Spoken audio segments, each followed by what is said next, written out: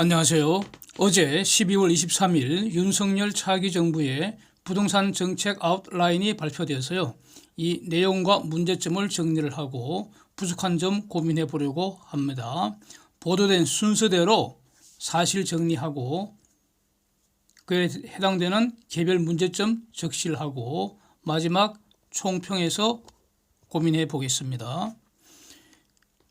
지금 주택 공시가격을 2020년 수준으로 환원하겠다 이렇게 시작을 합니다.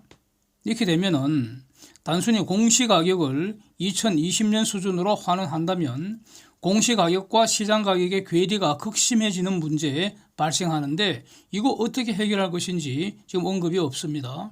공시가격과 시장가격의 관계에 대한 고민 흔적이 전혀 보이지를 않습니다. 지금 공시가격과 시장가격의 괴리를 줄여야 한다는 것도 국민적 공감대입니다. 시장가격이 올라갔기 때문에 공시가격도 오른 것이지 공시가격 올라서 시장가격 오른 거 아닙니다. 그래서 인과관계 착오하면 안 되겠죠. 시장가격은 거래의 기준이고 공시가격은 과세의 기준인데 시장가격과 공시가격이 연동되기 때문에 시장가격 올라서 세금이 핵폭탄처럼 터진 거 아니겠습니까? 따라서 과도한 세금 부담을 경감을 하려면 직접적으로 세율과 과세 체계를 개혁하는 것이 맞는데 이거 입법 사항이어서 그래서 당장은 지금 국힘이 소수당이니까 할 수 있는 여력이 한계가 있습니다. 이 점은 충분히 이해가 되는데 그렇다고 해서 정책을 저렇게 할 수 있을까? 오히려 정책은 지금 이 정책은 정책대로 다른 정책을 개발을 하고요. 이 기회에 오히려 더 적극적으로 다음 총선 다수당 확보를 위한 홍보 기회로 삼아야 되지 않겠는가? 뭐 그런 의견입니다. 윤석열이 꿈꾸는 그런 개혁은 총선에서 국힘이 다수당이 되어야 결국 실현되지 않겠습니까? 그래서 대선은 시작일 뿐이고요. 그렇게 생각합니다, 저는. 참고로 저는 국힘 당원 아니고요. 지금까지 평생 동안 정당에 가입한 적이 한 번도 없습니다. 앞으로도 가입할 의사가 없습니다. 그 다음 지금 이번 과세 핵폭탄 주범이 종부세하고 또 뭐 양도세 이런 거 아니겠습니까? 그래서 뭐 종부세와 재산세 통합한다 이러면서 여러 가지 말들이 쭉 나오는데 통합이라는 단어가 오염된 거 아닌가 이렇게 보여집니다. 재산세, 종부세 통합한다는 이 말만 보면 종부세 없애고 재산세만 남는 것으로 해서 재산세 항목을 전체적으로 새로 조율하는 것으로 그렇게 이해가 되는데 내용을 보면은 여전히 각각 존재를 하고요. 세금 액수만 찔끔 깎아주는 이게 뭡니까? 땜질 처방이고 이런 걸 갖고 선심 처방이라고 하지 않습니까? 이렇게 하면 안 된다는 거 아닙니까? 1주택 특히 평생 거주하면서 은퇴한 경우에는 이거 재산세, 종부세 완전 면제하는 게 저는 공정하다고 봅니다. 평생 세금 많이 냈잖아요. 얼마나 세금 많이 냈습니까? 주택 한 채 평생 갖고 있으면서. 그래서 은퇴 전에 소득이 있을 때는 그렇다 치고 은퇴한 이후에 소득도 없는데 세금을 이렇게 해마다 왕창 뜯어가면 되겠습니까? 예? 주택 하나, 1주택 이거는 공기와 같아서 생존 필수품입니다. 여기서 소득이 나오는 게 아니지 않습니까? 물건 하나 갖고 있다고 해마다 고액의 세금을 강탈해 가는 것은 이 강도와 다를 바 없습니다. 그래서 결국 세금 내기 위해서 집 팔고 월세 살아야 되는 이런 상황이 될 수 있잖아요. 그래서 은퇴 1주택자 이거 종부세를 매각할 때까지 또는 사망할 때까지 늦춰준다는 건데 이거는 결국 악착같이 미헌의 소지가 있는 그런 종부세를 세금이라는 이름으로 재산을 악착같이 강탈하겠다고 지금 국민들 앞에 공언하는 것과 같지 않습니까? 안 됩니다. 이거 이렇게 해서는 안 됩니다. 그래서 은퇴한 장기 거주하는 그런 1주택자 세금 전면 폐지하는 것이 옳다고 봅니다. 주택 투기 방지를 위한 그런 다주택자에 대한 보유세, 종부세 어떻게 할 것인지 지금 전혀 지금 그 고민이 보이지 않습니다. 언급이 없습니다.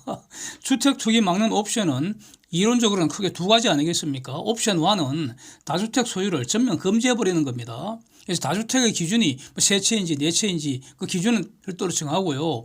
그거 넘어가는 것은 전면 금지하는 옵션을 생각할 수 있습니다. 예. 옵션 2는요. 다주택 그 보유는 허용을 하지만 취득 단계, 보유 단계, 매각 단계에서 세금 중과해서 누적적으로 중과해서 그래서 투기 불로소득을 개인이 누리지 못하도록 하는 것, 이런 것도 옵션도 가능하죠. 옵션 2에서는. 그래서 한국은 옵션 2를 채택을 하고 있습니다. 그래서 다주택자에 대한 중과세는 지금 정당한 것으로 평가되고 있기 때문에 이거 중과세를 훼손하는 그런 정책은 기본적으로 해서는 안 된다고 봅니다. 그다음에 차등과세 기준이라는 걸 보면은 이거는 결국 다주택자 기준이라고 할 수 있는데 이거를 주택 수가 아니라 주택의 총 시장 가격으로 하겠다, 이런 아이디어인데 이거는 황당한 계약이라고 봅니다. 지방의 주택 투기를 활성화하게 되지 않겠습니까? 강남 한 채는 강북 두 채, 수도권 네 채, 지방에 따라 많이 다르겠지만 10채 또는 20채가 될 수도 있는데 이거 허용하겠습니까? 국민들 이거 어떻게 판단하겠습니까? 저는 이거 계약이라고 생각합니다. 그 다음에 이제 그 양도세 관련해서 다주택자 중과세율을 최대 2년간 한시적으로 배제하겠다. 야, 이거는 완전 실패작이라고 생각합니다. 이건 폐기돼야 한다고 봅니다. 거듭되지만 주택에 대한 투기 불로소득을 어느 정도 허용할 것인가, 이거 진지하게 고민을 해야 합니다. 주택에 대한 투기 불로소득 허용할 수 없지 않겠습니까? 그래서 지금 그 국힘에 내놓은 이 양도세 대책은 사실상 투기 불로소득을 먹튀할 수 있는 기회 주는 거 아닙니까? 투기 세력에게 항복을 하고 퇴로를 열어주는 것이기 때문에 이 정책은 폐기하고 퇴로를 더 막아야 한다고 봅니다. 1주택자와 다주택자 정책 완전히 달라져야 합니다. 전혀 다릅니다. 이거는 주택은 공기와 같은 생존의 필수품이기 때문에 이거 투기 수단으로 절대로 허용해서는 안 되고요. 주택 투기 불허하는 정책 수단을 개발을 해야 합니다. 그래서 그건 뭐겠습니까? 이론적으로는 다시 한번 말씀드리지만 두 개입니다. 두 개.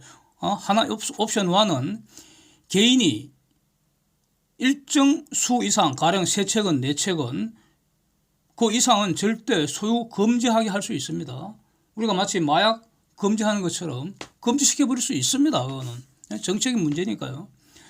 그러나 우리는 그렇게 하지 않고 다주택을 허용은 하지만 보유 단계, 취득 단계, 보유 단계, 매각 단계에서 각각 취등록세, 보유세, 양도세 이걸 누적적으로 중과세를 해서 결국 투기 불로소득을 개인이 갖지 못하게 함으로써 사실상 다주택 수요를 억제하겠다, 사실상 주택 투기를 막겠다, 이런 정책을 우리는 채택을 했고요. 이거 정당하다고 우리는 평가를 하고 있습니다. 그래서 이것을 훼손시키는 것은 악법이라고 보고요. 그래서 국힘의 이번에 양도세 대책은 저는 계약이라고 봅니다. 이거 국가가 투기 세력에게 항복해서는 안 되고 투기 세력이 국가에게 항복하게 해야 합니다. 그래서 다주택자가 자발적으로 매물을 처리하도록 그 정책을 개발해야 합니다. 세금으로 지금 밥 먹고 있으니까 머리 싸매고 그 개발하라는 겁니다. 그래도 안 되면은 국가에게는 궁극의 수단이 있습니다. 공권력이 그래서 필요한 거 아니겠습니까? 가령 10채 이상 보유한 다주택자가 있다면 한 3채 정도만 남기고 3채건 4채건 나머지 그 이상은 모조리 몰수해서 시장에서 공매 처리해버리고요. 거기서 양도세 등 모든 제세공과금, 공매 비용까지 다 먼저 징수하고 남은 거 있으면 소유자에게 반환해주고 부족하면 추가 징수하면 그러면 과연 투기 세력이 국가에게 항복하지 않겠습니까? 예, 투기는 근절되리라고 봅니다. 그 다음에 이제 마지막으로 뭐 취득세 관련해서 뭐 여러 가지 복잡하게 지금 그 보도가 됐는데 한마디로 매우 실망스럽습니다. 이것도 등록세는 말도 하나도 없고요. 밥 먹고 뭐 이런 쓰레기 같은 정책을 개발했나 싶습니다. 가령 예를 들어 볼게요. 세율 1.5% 하다가 1%를 내린다 해도 말이죠. 집값이 지금 2배가 됐기 때문에 집값 오르기 전보다 비교하면은 취득세 금액 더 많아지잖아요. 강탈해 가는 돈이 더 증가하잖아요. 이제는 내던 세금이 1,000만 원 하다가 이제 2,000만 원으로 올라가서 지금 난리가 나 있는데, 그러면 500만 원 깎아줄게. 1,500만 원만 내 가져가겠다. 이거 아닙니까? 50% 증가하는 거 아닙니까?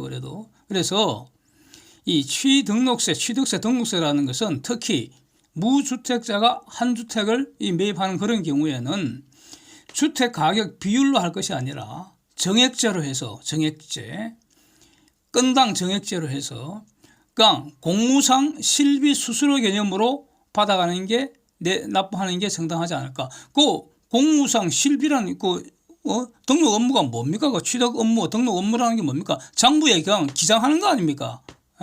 뭐 1분도 안 걸릴 거 아니에요. 그 후에 물론 계속 그 관리하는 그런 서비스, 행정 서비스가 발생하지만은 그 때문에 이제 보유세 받고 다 하는 거 아닙니까? 그래서 취득세, 등록세 전부 합쳐서 대략 한 수십만 원 정도, 이것도 많죠. 그 정도만 받고 사실상 취득세, 등록세 무주택자의 경우에는 폐지하는 것이 공정하다고 봅니다. 다만 다주택자의 경우에는 이 예외를 허용해서 적절한 중과가 필요하다고 생각합니다. 그래서 종합적으로 살펴볼 때요, 이번 그 국힘 부동산 세제 이 공약은 그러니까 지금 눈에 보이는 국민들이 지금 아우성치고 있는, 그것도 주로 다주택자들이 아우성치고 있는 그런 세금 폭탄을 피하기에 급급한 아주 졸렬한 정책 아닌가. 그래서 보완할 게 너무 많다고 생각되고요. 저는 이거 100점 만점에 39점 주겠습니다. 꽈락입니다. 예, 불합격입니다. 부동산 정책을 수립하기 위한 근본적인 철학이 전혀 없는 거 아닌가, 이런 생각이 듭니다. 국민의 생명, 신체의 안전, 사유재산권 보장, 이게 국가의 최상위 가치 아니겠습니까? 인간의 존엄성 실현을 하기 위한 핵심 수단, 핵심 이정표, 이게 바로 국민의 생명, 신체 안전, 사유재산권 보장입니다. 이 3자 간에는 삼위일체이기 때문에 우열이 없다고 봅니다. 가령 재산 없는 신체 안전 무슨 의미가 있습니까? 거진데. 네? 생명만큼 소중한 것이 사유재산권입니다. 생명도 지키고 사유재산권도 보장돼야 합니다. 다 필요합니다. 그래서 이걸 가장 잘 실현하는 수단으로 자유민주주의, 시장경제 질서, 이거 우리 채택한 것이고요. 윤석열이 이것을 신봉하는 것으로 보기 때문에 윤석열을 지지하는 것입니다.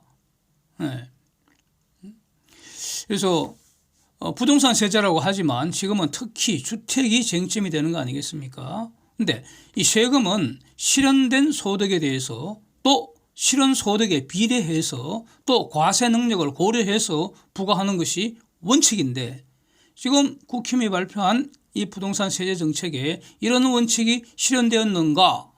아닌 것으로 평가됩니다. 그래서 저는 그도 말씀드리지만 국힘 당원도 아니고 한 번도 정당에 가입한 적이 없고요. 앞으로도 가입할 의사가 전혀 없습니다. 그런데 지금 상황에서는 제가 국힘을 지지를 하고 응원을 하기 때문에, 그리고 저는 세금을 내는 사람이기 때문에 요구할 권리가 있고, 그래서 국힘이 이 문제점을 반영을 해서 더 나은 부동산 세제 정책 개발해 주기를 촉구를 하겠습니다. 그 다음 부동산 세제에 더 나아가서 세제 전반을 개혁할 그런 정책을 저는 참 기다립니다. 제 입장은 여러 번 말씀을 드린 적이 있는데, 상속세 전면 폐지, 자동차세 이런 거 전면 폐지, 증권거래세 전면 폐지, 유류세 전면 폐지하고 부가세 통합시키라는 겁니다. 예? 아니 기름 생활 필수품인데 내가 필요해서 물건 살 때마다 부가세 내면 됐지 왜 별도로 유류세 걷어갑니까? 예? 저는 우유를 안 마시지만 우유가 필요한 분이 우유 마실 때마다 부가세 별도로 우유세 걷어가면 되겠습니까? 그래서 이런 내용들 과거 영상에서 여러 번 다루었고요. 뭐 제가 생각하는 그런 여러 가지 근거도 제시를 하고 그랬었는데 오늘은 여기까지 하고요. 다음 기회에 이제 국힘에서 전체적인 세제 개혁 방안을 발표하면은 그때 한 번 더 자세히 다루겠습니다. 감사합니다.